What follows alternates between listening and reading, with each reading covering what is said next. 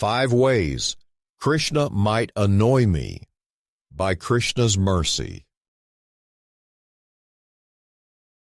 Vatsan munchan kvachidasmaye krosha sanjatahas.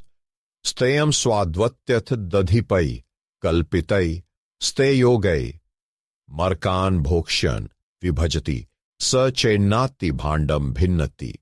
Dravyalabhe sagraha kupito yatyupakroshyatokan. Quote, Our dear friend Yashoda, your son sometimes comes to our houses before the milking of the cows and releases the calves, and when the master of the house becomes angry, your son merely smiles. Sometimes he devises some process by which he steals palatable curd, butter, and milk, which he then eats and drinks.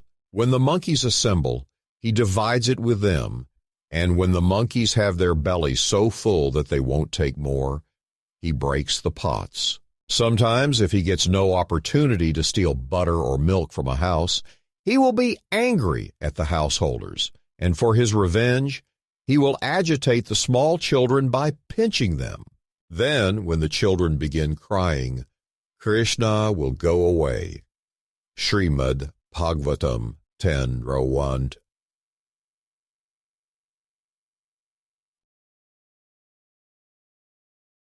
One, upsetting small children. He must really not like us, repeatedly, with this disturbance. We are beginning to predict the patterns. It is like counting on the sun to rise in the morning, just when there is peace in the home.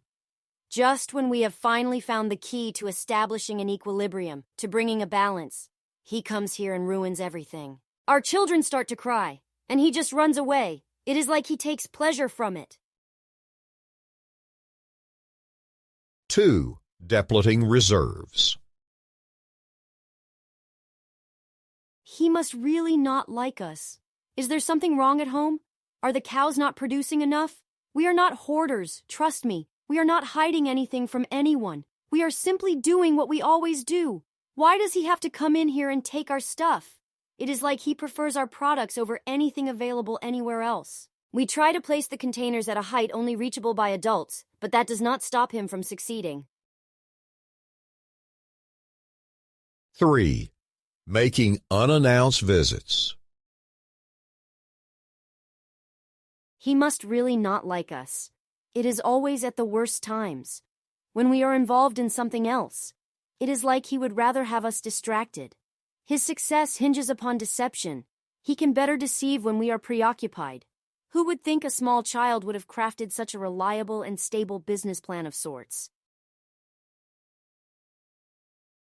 4. Colluding with neighborhood animals. He must really not like us. It is not enough to cause a disturbance. He is not happy with only taking from our storerooms. He has no problem showing up without an invitation. He feels the need to go further and involve the local animals. Those pesky monkeys who are always up to no good. They are on the receiving end of the stolen merchandise.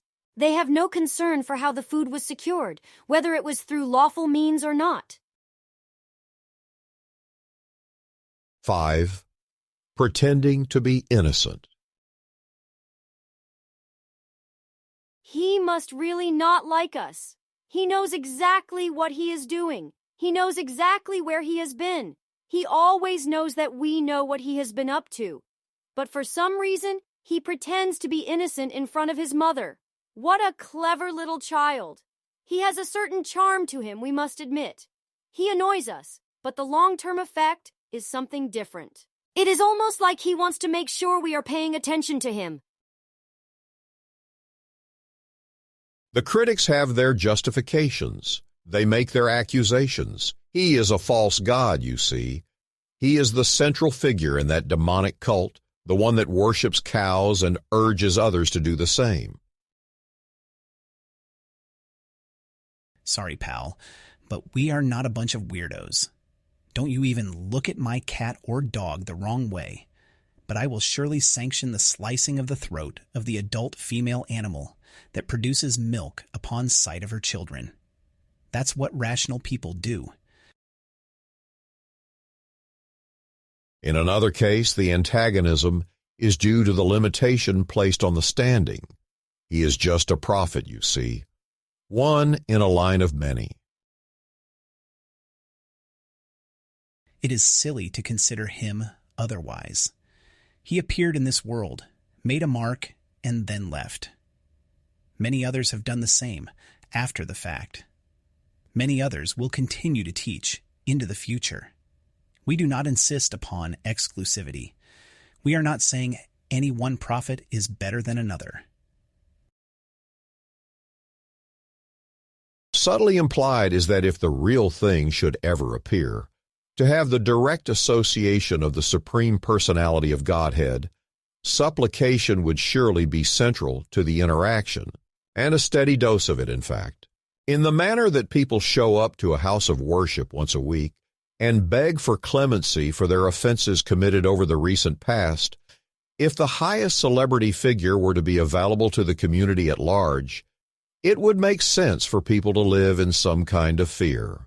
There would be an enhanced awareness, as if you, the company you work for, has surreptitiously installed time-tracking software as a means to measure your productivity.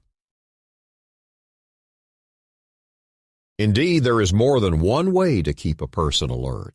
Someone might fear God without ever properly identifying Him. They might be so attuned to His ways in this steady consciousness of His presence, it is like He never leaves. That highest being of all might also be the greatest nuisance. I will complain about Him to everyone I know at all times of the day, including to people who have influence over His behavior. Except deep down, in an honest assessment, I do not really mind. I actually enjoy the disturbance. The things which annoy me actually bring great delight. It is not the vision of God that others would easily understand, identify, or rationalize, but to the people of Gokula Vrindavan, it is the only vision of God that they want. It is the one that they will always keep, whether others insist upon it or not, whether it leads them to the highest destination or to some other place. As long as that butter thief is in their midst, there is never a chance to forget him. In closing, in that consciousness set, never a chance to forget, despite on rafters to save, that intruder steady and brave, despite lack of sufficient light, with effulgence amazing and bright, perhaps annoying me night and day, but preferred in that vision to stay.